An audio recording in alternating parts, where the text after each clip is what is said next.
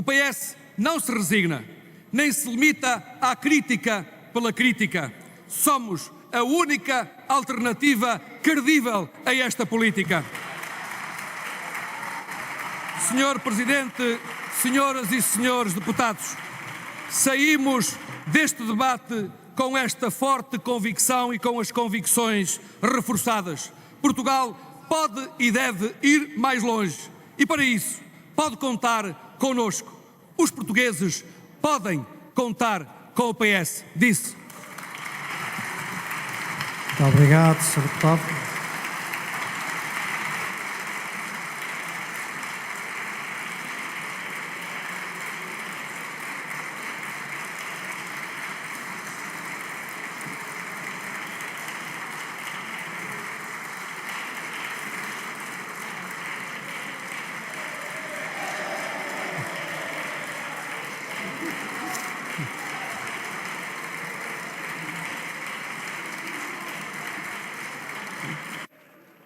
Sr. Deputado André Ventura, de Chega, se faz favor.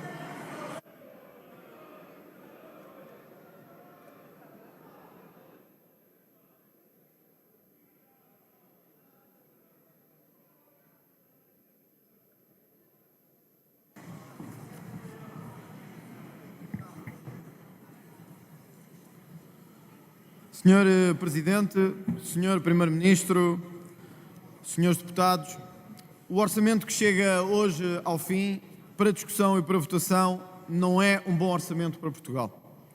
É um orçamento que mantém os vícios do Partido Socialista na governação que durante anos se prolongou.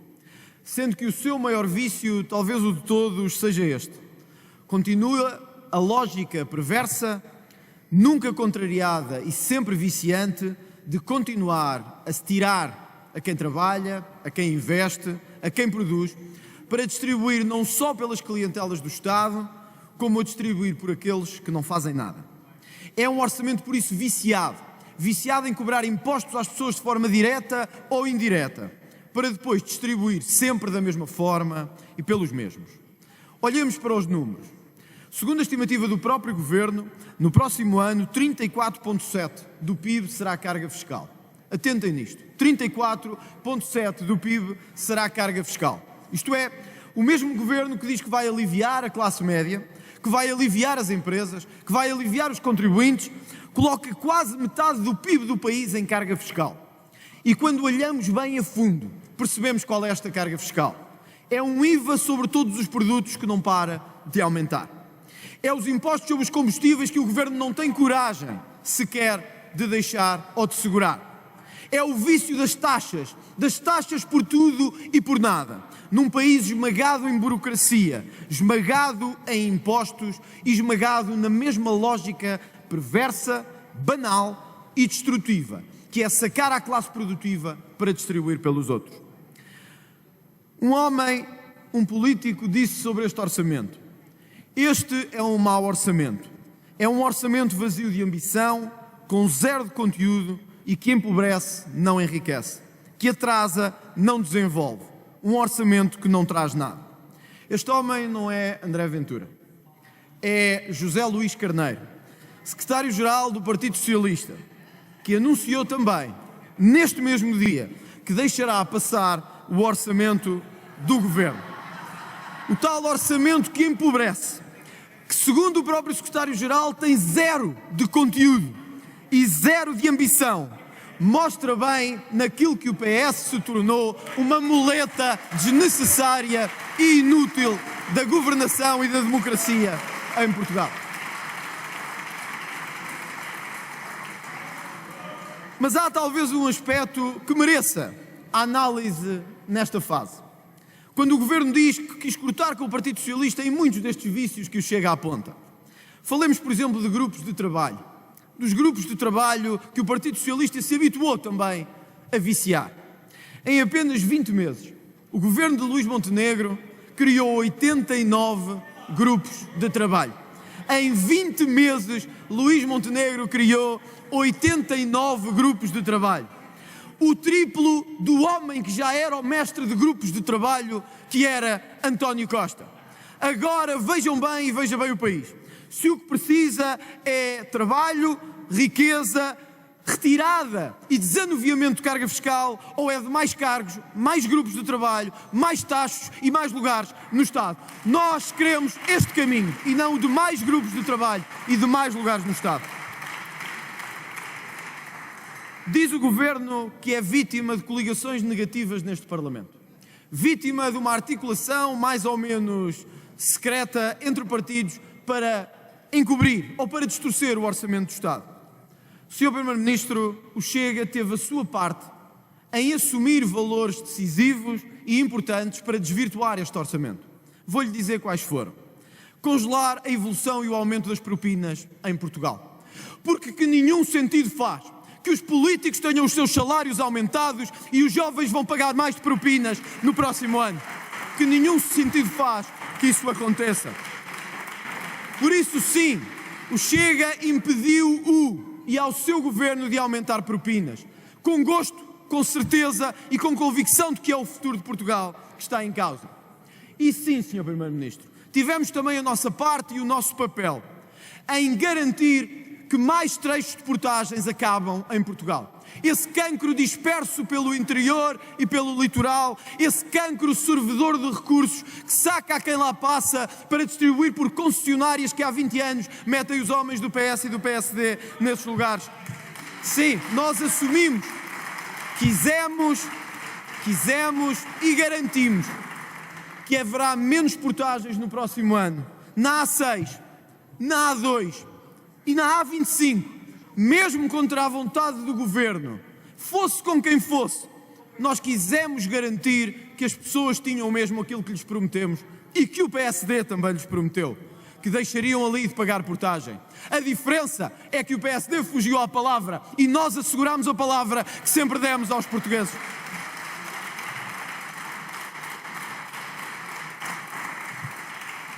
E sim, desvirtuámos o orçamento para pagar um suplemento de patrulha à GNR e à PSP. Fizemos-lo porque entendemos que estes homens e mulheres merecem ser recompensados e reconhecidos pelo seu trabalho. É desvirtuar o seu orçamento, pedimos desculpa, mas as forças de segurança merecem esse esforço, merecem esse trabalho, merecem essa dedicação, merecem essa honra. Quando tantos morrem no cumprimento do dever, se suicidam, ou sentem que a sua vida já não faz nenhum sentido na entrega da causa pública, estar a discutir uns cêntimos do seu suplemento de patrulha seria só de uma mesquinhez incompreensível. Por isso o Chega assume esse desvirtuamento. Lutámos por eles, voltaríamos a fazê-lo hoje, com a sua vontade ou contra a sua vontade. Os antigos combatentes desta pátria, sim, desvirtuámos também aí o orçamento, porque queríamos garantir que se lembravam deles, e que não andavam só com cravos ou com rosas brancas nas cerimónias a dizer que se lembram deles, mas quando chega o momento de lhes dar um pequeno reconhecimento, fogem à palavra honrada. Nós não fugimos. Isto desvirtua o orçamento. Paciência, o orçamento não é para vocês, é para Portugal, é para os portugueses, é para as pessoas e não para o Governo. Mas também, com o PSD, aprovámos o cheque de saúde mental. E esta medida, como acabámos com os falsos atestados de residência, como com muitas outras que estivemos ao lado do partido maioritário para aprovar medidas essenciais para o futuro. Aqui chegados, por isso, tenho que dizer-lhe, Sr. Primeiro-Ministro e ao país, que o Chega não se move, nem nunca se moverá, por coligações que tenham qualquer siglo partidário. A nossa coligação é com os portugueses e é por eles que trabalhamos no Orçamento do Estado. A nossa coligação é com os portugueses.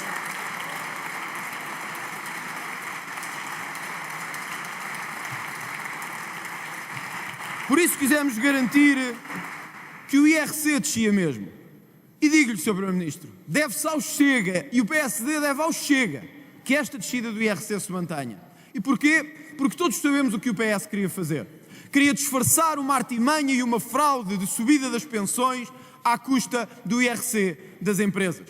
Como se habituou a sugar tudo às empresas para distribuir pelas clientelas próprias. O PS quer manter agora a vingança sobre elas neste orçamento. Retirar, retirar e retirar. Ou em tributação autónoma ou em imposto direto. Não interessa. É tirar. E fingir que se quer aumentar pensões, sacrificando as empresas pequenas e médias em Portugal. Não alinhámos nisso.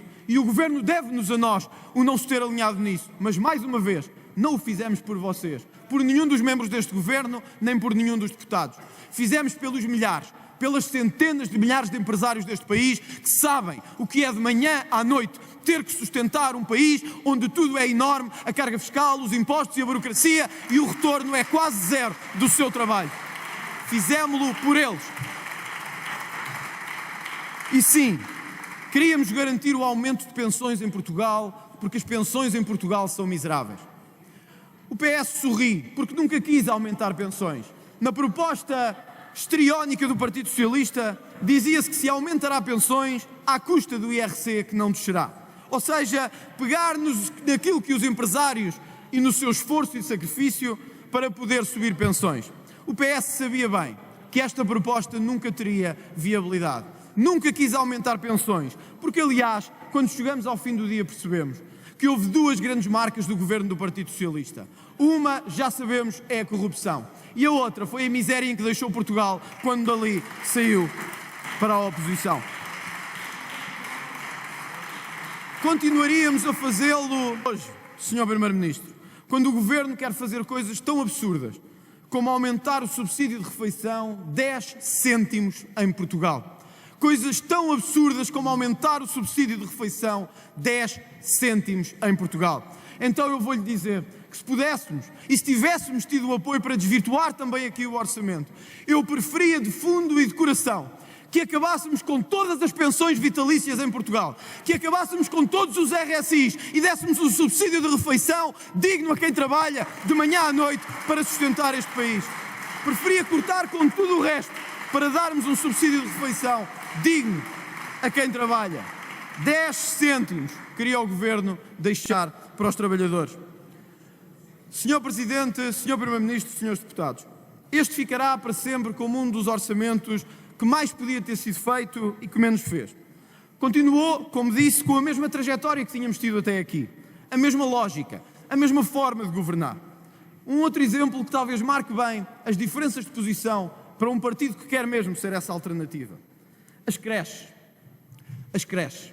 À hora que estamos aqui, em que milhares nos veem e nos acompanham, muitos pais sabem a dificuldade que é ter um filho numa creche, de que é conseguir um lugar numa creche. O Governo, ao não compreender isto, prejudica o mais básico da harmonia familiar, mas também o mais básico do enquadramento social. Uma família tem direito a ter a sua criança ou as suas crianças numa creche. E nós não temos medo porque não há soluções eternas nem soluções fáceis. Mas sabemos duas coisas. Que neste país deveria ter prioridade no acesso a uma creche os pais que trabalham. Não por nenhuma preocupação ou por nenhuma discriminação, mas pois que quem trabalha é precisamente quem mais dificuldade tem para ter os seus filhos e para poder salvaguardá-los numa creche. E deveríamos ter dado prioridade a quem trabalha. E sem medo também, porque este país tem que ser assim feito, dar prioridade aos portugueses no acesso às creches, pois que temos que acabar com esta ideia de que é tudo igual ser português ou não ser. E, na verdade, temos que dar àqueles que construíram o sistema social em que vivemos, pelo menos, a benesse da sua prioridade. Para nós, não há dúvida, os portugueses devem estar em primeiro lugar, também no acesso às creches no nosso país.